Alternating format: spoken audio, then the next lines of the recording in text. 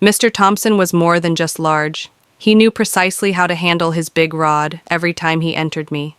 It felt like I was shattered and remade anew. Every kiss, every thrust, every whispered God. You're perfect. Emily ignited a fire within me. We made love with an urgency as if we had been craving each other for lifetimes. Finally united at last one night after we finished, and lay tangled together. My head on his chest, I whispered. Are you scared? Someone will find out. He swept his fingers through my hair, smooth and deliberate. Sometimes he said that, but then he looks at you and nothing else matters. Hey everyone, great to have you back on the channel. If you're new, subscribe and turn on notifications. Now, big shout out to my returning subscribers. Thanks for tuning into my videos from day one of my mom's marriage to Mr. Thompson. I sensed he was different. Mr. Thompson stood out from the other men. My mom dated after her divorce from my dad. Daniel, he was calm and effortlessly cool. He was quiet and calm, exuding a strength that spoke volumes without a word. He simply existed. And perhaps that's what caught my eye, or why he noticed me at 19. I could tell when a man's gaze held more than just fatherly affection, and Mr. Thompson's eyes were definitely saying something else. It began as a tiny spark. His gaze tracked me as I strolled into the kitchen. In my tiny shorts, his breath would hitch as I leaned down to reach for something on the bottom shelf. His voice dropped just a notch, roughing up. Whenever he said my name, Emily, he'd say the name slipping from his lips like a whispered secret. I initially convinced myself it was just my imagination, that it was all in my head, a whimsical teenage daydream fueled by loneliness and the desire for connection. Mr. Thompson was married to my mother. After all, he was meant to see me as a daughter, but the heat in his eyes was undeniable. I put him to the test now, and then I'd stretch just a bit too long in front of him, feigning a yawn, or let the strap of my tank top slip off my shoulder, playing it cool, like I didn't even notice every time I caught that flicker in his gaze, that raw hunger he tried to hide it, thrilled and scared me.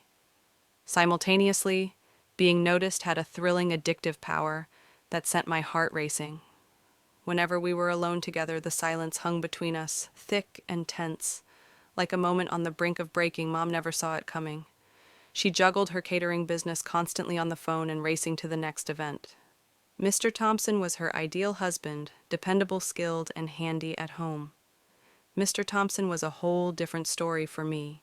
He was a lure in a well-known grin. Nights were brutal lying in bed. I stared at the ceiling, my body tingling, replaying how Mr. Thompson's eyes had lingered on my bare legs and the curve of my hips. I'd clench my thighs, biting my lip, imagining the thrill of his touch. The way I secretly craved it, I knew it was a mistake. It was forbidden, and that thrill only heightened the excitement deep down. I sensed Mr. Thompson felt it too. He sensed it was just a matter of time. Something between us was igniting, slow and fierce, like an unstoppable fire. We just needed a single moment. One excuse for the flames to erupt at last. I had no idea how quickly that moment would arrive, or how profoundly it would alter everything forever. It happened on a sticky summer night when everything felt heavy. Feel the air, your body, your thoughts. I went out for a jog to clear my mind, but I ended up with a twisted foot. Instead, by the time I limped back home, my ankle was swollen and pulsing with pain. Mom was out. She was tied up at a late catering gig across town and wouldn't return until midnight. Just Mr. Thompson and me. He was sitting in the living room. He sported loose gray sweatpants and a snug white t-shirt that hugged his broad chest. He was flipping through TV channels, looking calm and collected, when he spotted me limping, his brow furrowing. What's going on? He set the remote down and asked. I rolled my ankle, I said, keeping my tone in check. It's excruciating. Come here, Mr. Thompson said, patting the spot next to him on the couch. Let's check it out. I paused, just for a moment. I limped over and flopped onto the couch, propping my foot on his lap. His large, warm hands enveloped my foot, checking the swelling. You'll be fine, he said, his voice calm and steady. Just keep it elevated and give it a little massage. He began to rub, making slow, careful circles with his thumbs pressing into my skin. It stung at first, but then it faded away. It was great, absolutely amazing. My head dropped back on the couch, eyes closing as his hands moved confidently from my foot to my ankle, steady and deliberate. I blinked awake after a few minutes, and there it was, the bulge in his sweatpants, firm and prominent against the soft fabric. My breath hitched for a brief moment. We both stood still. He caught my gaze and held it steady. My heart raced so loudly I was sure he could hear it. I adjusted on the couch, spreading my legs a bit more, my shorts creeping up my thighs. Mr. Thompson's eyes narrowed. He rubbed my ankle, his fingers trembling slightly. The air around us crackled, charged with danger. I reached out instinctively, my hand gliding over his thigh and moving higher, bolder, as my fingers traced his outline through the fabric. Mr. Thompson gasped. His hand fell away from my foot. He paused, eyes locked on mine, weighing the choice between pulling back or diving in head first. He leaned in, his lips slammed into mine, fierce and urgent tasting, like all my wildest dreams. I gasped softly into his mouth as his hands gripped my hips, pulling me onto his lap. He throbbed beneath me, thick and hard, sending my head spinning. His mouth moved down my neck, hands slipping under my shirt fingers, grazing my bare skin, igniting a blaze within me. No turning back now. We both knew it all along. Rules gone outside the world vanished. It was just us at last, fully together. Mr. Thompson scooped me up effortlessly and whisked me away to the bedroom, wrong room, not his. The guest room, acting as neutral ground, made it feel less forbidden. He gently laid me on the bed, hovering above, breath quickening. "You're stunning, Emily," he whispered, his voice heavy with desire. "You're always on my mind." "Then don't," I whispered, tugging him closer in the dim light of that small room. Mr. Thompson revealed what it truly meant to be desired by a man, all in unapologetic and intense. We started slow, exploring and savoring, then shifted to harder, faster, as weeks and months of silent tension erupted between us. He filled me in ways I never knew possible. He ignited sensations in me I never knew could feel so good. He kissed every inch of me as if he were committing it to memory, as we collapsed, slick with sweat and gasping for air. I realized my life had changed forever. Guess what the craziest part? No guilt. Here I was buzzing with energy. After that first night, the pretense was gone, no more. Just being a stepdaughter and a stepfather sharing a roof, we crossed a line. Once you experience that forbidden sweetness, you can't resist going back for more days, raced past, filled with secret glances and stolen touches. Whenever we found ourselves alone, the nights were ours completely. The nights when the world fell silent, and Mr. Thompson would glide into my room like a shadow. I waited under the covers, heart-racing, body aching before he even laid a finger on me. Some nights he was tender, savoring every moment, murmuring sweet nothings against my skin. Some nights he was intense, almost frantic, as if I was his lifeline. I wanted it all. I wanted it all. Mr. Thompson was more than just large. He knew just what to do with it each time he entered me. It felt like I was shattered and then remade anew. Every kiss, every thrust, every whispered "God, you're perfect. Emily, ignite my core." We devoured each other with an insatiable hunger. It felt like we had waited ages to finally discover one another. One night after we finished and lay tangled together, my head on his chest, I whispered, "Are you scared someone will find out?" He swept his fingers through my hair, smooth and deliberate. He said, "It happens sometimes, but when I see you, nothing else matters me neither. I ought to have felt guilty. I should have considered my mother the woman who put her trust in both of us, but when Mr. Thompson touched me, everything else faded away. His mouth glided over my skin, and that was the only reality that mattered. His hands explored every inch of me. He made me feel like the most beautiful, powerful woman in the world. I began changing my style at home, tighter shirts, shorter skirts, just to ignite that fire in his eyes.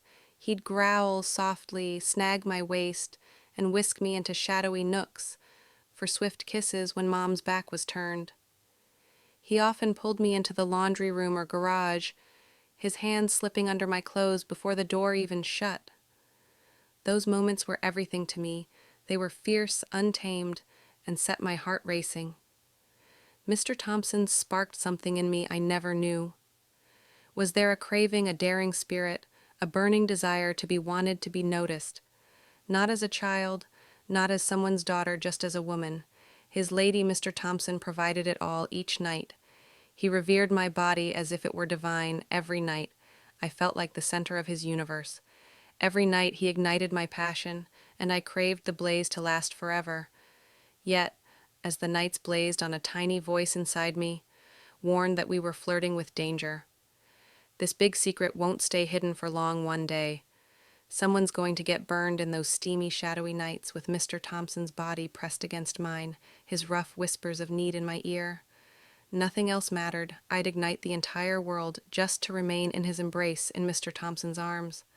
I was more than just Emily, the girl in need. I was Emily, the one he picked again and again. A secret can swiftly become the very thing that shapes your entire world.